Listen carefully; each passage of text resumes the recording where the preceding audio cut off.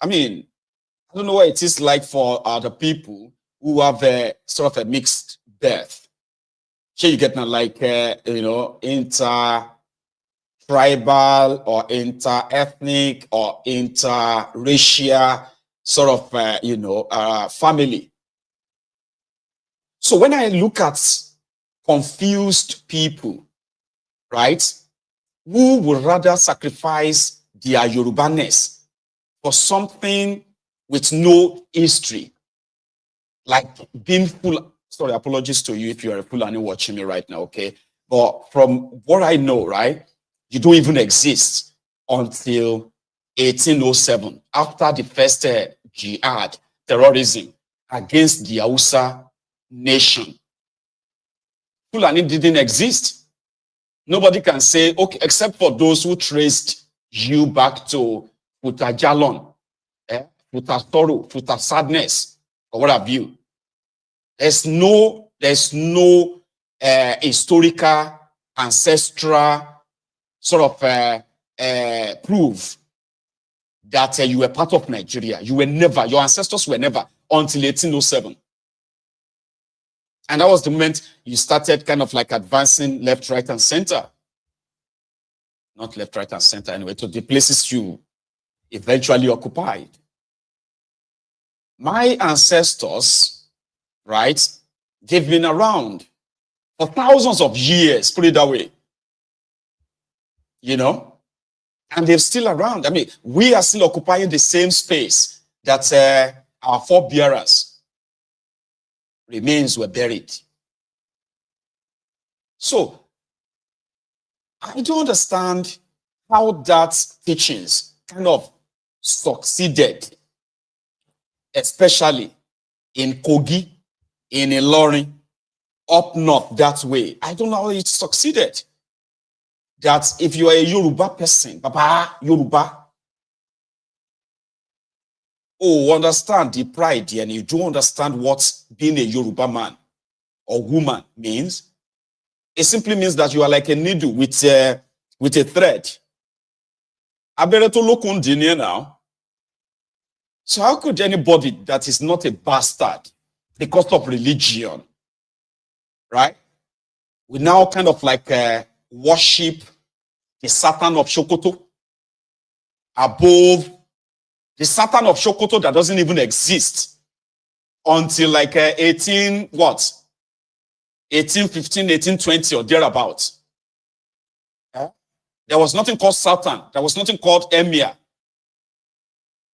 in the old northern Nigeria. They don't exist. It never existed until Danfodio started this, what do you call it? Is caliphate. So how could anybody from 1804 now, there's nothing called Sultan until even that 1804 was when they started the Jihad. Here you get. They never established the Sultan because he chooses not to be a Sultan, remember. Danfodio rejected the idea of being a Sultan until his son, Bello. And I think Bello had to be the Sultan after the death of Danfodio, killed by the people of Tifi, the Tifi people that harrowed him. You know, they killed the terrorist when he was trying to cross over the Benue. The Jihad was coming to Benue. Now they didn't kill him. It's not as if to say the Uthman Danfodio guy was actually like that, a fighter per se. No. It was just like what happened in Ilorin, Aponja and Alimi, right? That's exactly the same trick he used on the Hausa kings, Hausa rulers. First, by turning their household, their communities against them, using religion. He was a Quranic teacher, a charm seller, and a Quranic teacher that became prominent that the Hausa kings invited him to come and teach their children Quran as a teacher. And that was how he got to brainwash some of these young people by telling them that, they should be warriors for Allah. Holy war for Allah. That some of them killed their own parents. Imagine your son walking straight into your house with two other boys. And then they kill you. They are there to kill you because their teacher told them to go and do it. Yeah, that's how they captured the northern Nigeria, this northern Nigeria. They couldn't even capture Gobiri, where the Kanuris were. They couldn't capture them. They couldn't defeat them until the British came. Story, history, true story. So they said it was going to be he now set up a caliphate. And that caliphate, right, it was supposed to be the sultan. So he rejected it. Yeah, he actually rejected being a sultan. That is why Uthman Dan Fodio was never a sultan. It was his son, I think, that was later appointed to become a sultan after his death, after he was killed with an arrow. The TVs killed him. And that was it. He approached the Middle Belt. They defeated him. They killed as many of his soldiers until they ran back. That's the history. They never conquered the Middle Belt, talking of conquering the Yorubaland. You know what I mean? So where is that pride coming from? Where is that thing that makes you feel like being a Fulani is something over the indigenous people whose history is buried in the land where you see them today? Their ancestors, their bones are still there in their land today. Who the hell is Fodio? Yeah? Who the hell is Fodio? Where is that supremacy coming from? What are they teaching people in this part of Nigeria that makes them feel like being a Fulani is something superior? And I feel sorry for the Hausas, by the way, because, yeah, today, the real number one enemy of the Fulanis are the Hausas, who felt so betrayed that they want to fight the war again. If they have their way, not only will they get rid of the emirs, the sultan, they will become history. So there's no supremacy in them. There's nothing about them that makes them kind of like, they are not real warriors. They are not fighters. History only portrayed them as betrayers who stabbed everybody that welcomed them in the back. Again, if you're a Fulani watching me right now, this is not an attack on you. It is just a fact. And you know, facts, something about a fact is that it's always very, very stubborn. There was never a time that they said, we are waging see, after betraying the people that welcomed him into their space, right? After betraying them, the war he tried to fight, they killed him. This was them trying to say, oh, let's advance. Let's go to the Middle Belt. Let's go to this place and capture them as well. He was defeated, destroyed. And then he went on to go and die from the poisoned arrow. He never came back. So the idea of Fulani being anything at all is no other than what the British did in what they considered as a, indirect rule, direct and indirect rule, which also culminated into them being factored into the power formation in that contraption Nigeria. So where is that supremacy coming from? How would anybody feel like being Fulani is superior to being Yoruba because you have a mixed birth? If you are not, you see, with or without you, the Yoruba land that I know of, right? We may have women, we may have bastards who are supposed to stand up for Yoruba land despite the position they are holding, but they won't. There are things that will always unite the Yorubas. When they sense a danger where everybody is going to be a fair game, then the Yorubas will kind of like unite, and it is what it is. If Bokwari couldn't get an inch plot of land in Yorubaland for a Fulani terrorist, who the hell are you and your sultan to make you think you push the agenda of Sharia, religious, this and that in Yorubaland? Una know they think. What makes you think that's going to actually really happen? Jihad?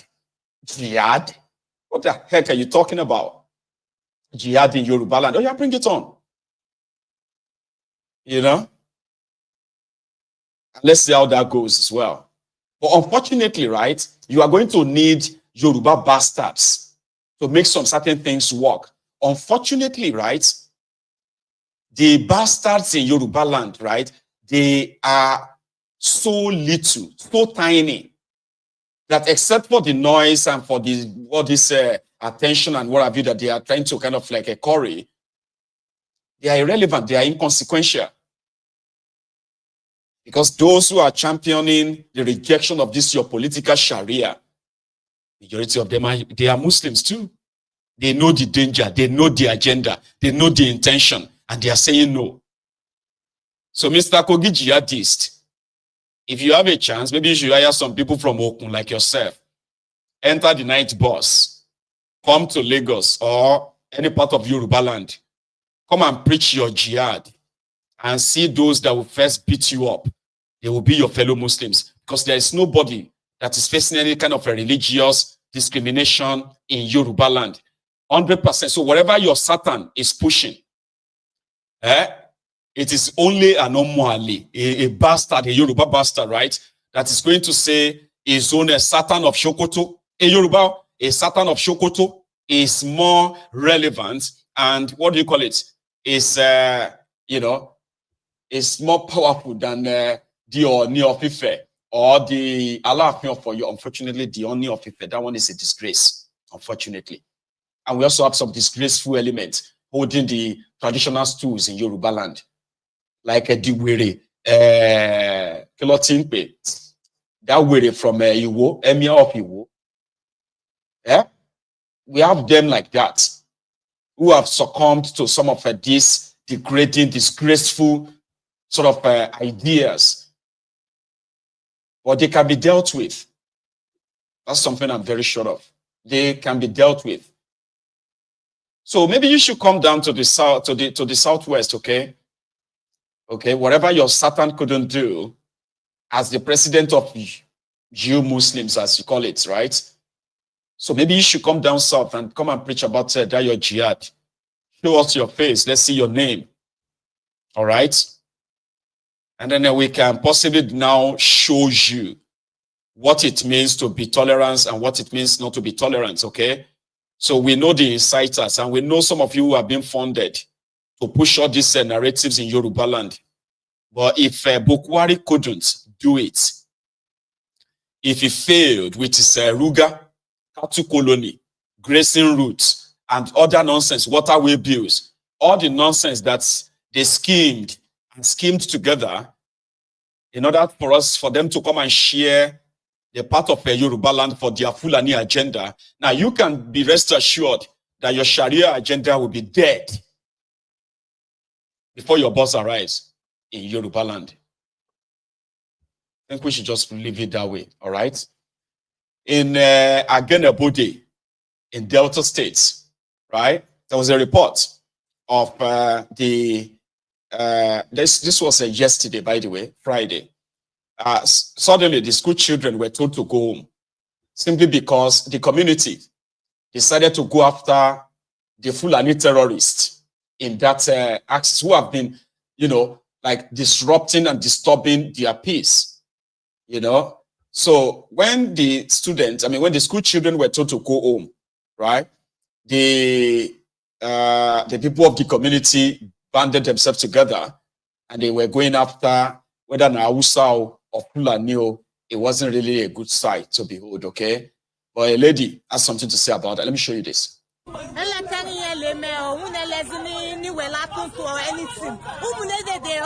you dey inside or if you dey outside, lock yourself inside house. Everybody for Umunede don't like all the old schools where I don't make some. It is not Agenebode. It is Umunede.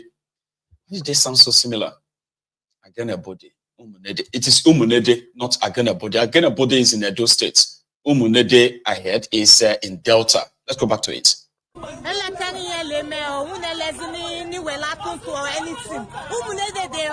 you dey inside or if you dey outside, lock yourself inside house. Everybody for Umunede don't like all the old schools where go Umunede. Everybody don't enter inside house. If I need you need to be safe.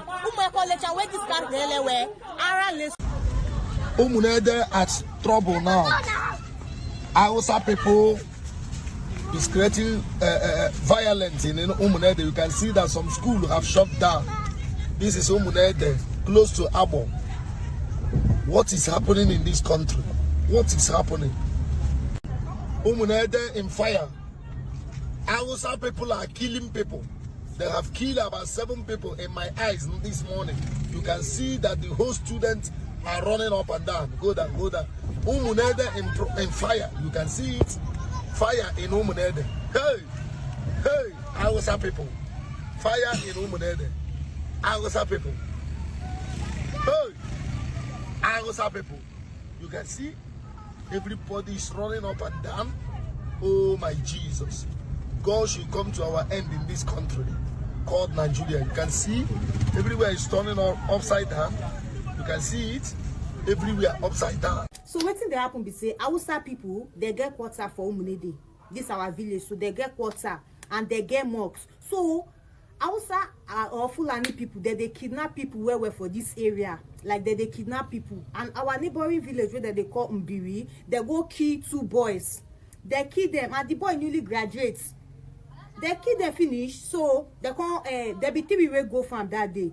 2 Mbiri boys and 1 Hausa person. So now the Hausa they can't spare the whole Hausa person. That Hausa person where they spare, now you can't come the Mbiri go tell them say the Hausa people kill the boys they inside bush. Now in the Mbiri people they can't verse. They can't come Umunede, which is my village, come burn the Hausa quarter. No be Umunede they burn no. Burn the Hausa quarter, burn the mosque where they the Umunede kingdom. As if say that one no finish, then with Mbiri, they still they drag the matter. So I don't want to talk go that side. Wetin really happened today be say those same Fulani people, the other neighboring village after Umunede you reach Ekwama, after Ekwama you reach Igbodo. They can't reach Igbodo, they can't still go kill people yesterday. And I get many videos of people where they kill. I know really they like to they post all those things because not be everything person they post online. So they can't go kill people for Igbodo yesterday. Those Igbodo people now they can't come Umunede, they made they can't attack those Hausa for that same Hausa quarter for Umunede. Now there this everywhere they scatter where be say Hausa people can't go, they run, they enter inside people school where children they can't open gates, everybody can't they run up and down. Most children self, some their mothers never see them. Now waiting they happen with that. Yeah. So they said normally you will see in so many parts of the south, what you will see will be Hausas. So you get now having Hausa quarters, we call them Sabongeri or so, like Hausa quarters anyway. You will never see Fulani quarters per se. Okay? Because the Fulanis will prefer to stay in the forest. Somehow, stay in the forest. So you see this community, like the lady explained, right? They have been under constant attacks of kidnappers. So when people wanted to take their vengeance on the 2 boys killed and the Hausa boy, spared, so they went straight to the Hausa quarters, attacked the place, burned their mosque, and yeah. Then another person got killed again in another like 2-3 villages away. So all those ones were now coming again to come to the center where they know they will find all the Hausas and Fulanis. So the people who are responsible for kidnapping, most of the time, they are the Fulanis. But in southern part of Nigeria, things have gotten to that stage where Hausa Fulani, right, they are considered same, unfortunately. Even though the victims of the Fulani terrorists up north, they are the Hausas themselves. But down south, it was like they are the same. So which now triggered what happened at Umunede yesterday. So she said it all, but the only thing there is that people have what it takes, right, to resort to the jungle justice in a situation where even if you get to arrest these kidnappers, these terrorists, Fulani terrorists or Fulani kidnappers, they will be released by the system, return them back to the community to go and perpetuate even more crimes. So people have gotten to a stage whereby with all that is going on in that country today, the best thing is for them to resort to self-help, jungle justice. We do not have the exact numbers of people killed so far, in that part of Nigeria, Delta State to be precise, right? But the level of the insecurity in that part, you know, Edo State is not even far from Delta as well, right? There's a part of Edo State where the people have become accustomed to being kidnapped and paying ransoms to these Fulani terrorists. It's like, well, there's nothing you can do about it. So just pay them, give them whatever they ask if you want to. Or the only difference between us in this part of Nigeria, the southern part, and them in northern parts is that in some ungoverned areas in northern part of Nigeria, these communities are gathering money to pay taxes to these terrorists. I don't think people have started doing that yet. You know, so it's like you are on your own. So the least people can do then is to resort to self-help in what regard the